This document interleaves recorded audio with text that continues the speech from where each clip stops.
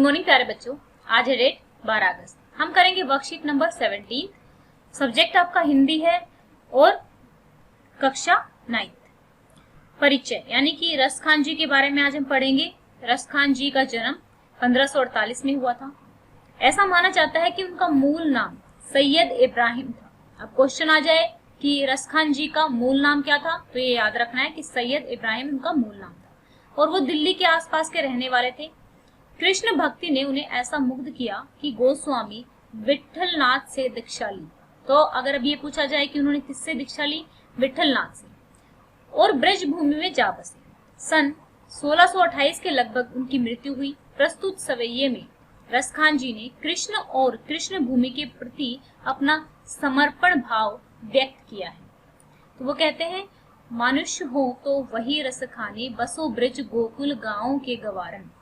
तो ये मैं नहीं पढ़ रही हूँ, आप लोग अपना कर लेना, इसको व्याख्या पढ़ लेते हैं। प्रस्तुत पद में रस खान जी ईश्वर से प्रार्थना करते हैं कि यदि अगले जन्म में, यानी कि वो कहते हैं ना कि अगर मैं दोबारा मनुष्य बनूं, अगले जन्म में मुझे जीवन जो है मनुष्य का मिला, तो ब्रज के गोकुल गांव में गवाले के रूप में ही मेरा जन्म हो, और यदि मेरा जन्म पशु में होता है तो हे ईश्वर, मैं आपसे विनती करता हूँ कि मुझे जन्म नंद की गायों के बीच में देना, अर्थात मुझे नंद की गायों के साथ चरने का मौका मिलेगा जिन्हें श्री कृष्ण चराया करते थे।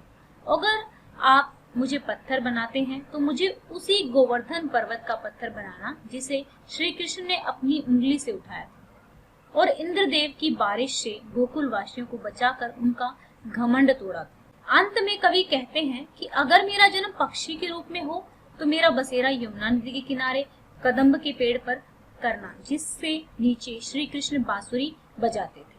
तो ये थी आपकी आज की व्याख्या। वो कहते हैं कि हर बात में वो ये चाहते हैं कि वो चाहे वो पत्थर बने, चाहे वो पशु बने, चाहे वो इंसान बने, कहीं ना कहीं वो ऐसी जगह पर रहे जहां पर कृष्ण आसपास रहे हों। ठीक है।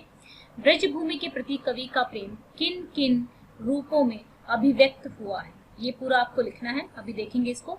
अब इस सवैये को पढ़कर आपको निम्नलिखित शब्दों के क्या अर्थ समझ में आए, उन अर्थों को आपको लिखना है। पशु, तो सिंपल सी बात है, पशु है। मानुष, मानव है। गवारन, धेनु, तो ये सारे के सारे लिखे हुए हैं, इनको हम देखेंगे। फिर थर्ड क्वेश्चन है, छोटी सी वर्कशीट है, ज्यादा नहीं है। प्रस्तुत सवैये में रस खान जी ने ब्रज भूमि के प्रति अपना प्रेम अभिव्यक्त किया है। इसी प्रकार आप अपनी मातृभूमि के प्रति अपने विचारों को लिखिए। तो चलिए यहाँ पर हम देख लेते हैं एक बार। तो पहला प्रश्न है, ब्रजभूमि के प्रति कवि ने अपना प्रेम किन रूपों में अभिव्यक्त किया है, लिखना है। तो प्रस्तुत सवैये में कवि रस खान जी ने अगले जन्म में ब्रज के गोकुल गांव के गवाले के रूप में, नंद की गायों के अर्थात जिन गायों को कृष्ण चराते थे उन गायों के रूप में, गोवर्धन पर्वत जिसे श्री कृष्ण ने अपनी उंगली पर उठाया था उसके पत्थर के रूप में, तथा यमुना नदी के किनारे स्थित कदम्ब का पेड़ जिसके नीचे श्री कृष्ण बांसुरी बजाते थे के रूप में अपने अगले जन्म की इच्छा प्रकट की है, और यही इच्छा प्रकट करके ब्रज भूमि के प्रति अपने प्रेम को अभिव्यक्त किया है। ठीक है, हमारा पहला क्वेश्चन हो गया है। अब चलते हैं सेकंड क्वेश्चन पे। अब इनके वर्ड मीनिंग आपको लिखने थे। पशु, मानुष, मनुष्य। गवारन, गवाला। धेनु, गाय। पाहन, पत्थर। खग, पक्षी। कालंदी, यमुना नदी। कदम, कदम का पेड़। ठीक है। अब हम प्रश्न 3 करेंगे। मेरा जहां जन्म हुआ है वह भारत मेरी मातृभूमि है। तो आप लोगों को एक बार देख लीजिए थर्ड क्वेश्चन हमारा क्या था। यहाँ पर देखिए, प्रस्तुत सवैये में रस खान जी ने ब्रजभूमि के प्रति अपना प्रेम अभिव्यक्त किया है। इसी प्रकार आपको अपनी जहां पर आप पैदा हुए वहां की भूमि के बारे में अपना प्रेम व्यक्त करना है। आप किसी भी तरीके से कर सकते हैं, जरूरी नहीं है यही आंसर लिखना है। जो भी आपको अपने देश के बारे में अच्छा लगता है वो लिख सकते हैं। मेरा जहां जन्म हुआ है वह भारत मेरी मातृभूमि है।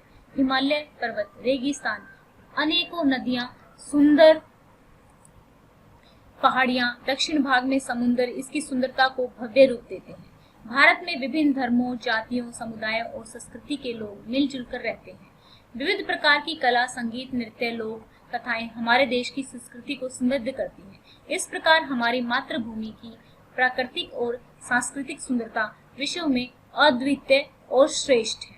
ठीक है, अद्वितीय मतलब यूनिक है। तो ये थे हमारे क्वेश्चंस आज के। और आज की छोटी सी वर्कशीट थी। अब जिन बच्चों को ये पीडीएफ चाहिए है तो वो जूम एजुकेशन के टेलीग्राम चैनल को ज्वाइन कर ले, वहां पर हम सारी वर्कशीट पोस्ट कर देते हैं। बाकी आपका कोई डाउट है, किसी टॉपिक पर वीडियो बनवाना चाहते हैं या फिर किसी एजुकेशन रिलेटेड कोई भी डाउट है तो वो आप कमेंट कर सकते हैं, आपके कमेंट का ज़रूर जवाब दिया जाएगा। अगर आपको वीडियो अच्छी लगता है कि चैनल पर जो काम हो रहा है वो यूज़फुल है, चीज़ें समझ आ रही हैं, तो आप चैनल को सब्सक्राइब कर सकते हैं और इसको वीडियो को शेयर कर सकते हैं ताकि ये और मैक्सिमम बच्चों तक पहुंच सके। Thank you, have a nice day, may God bless you.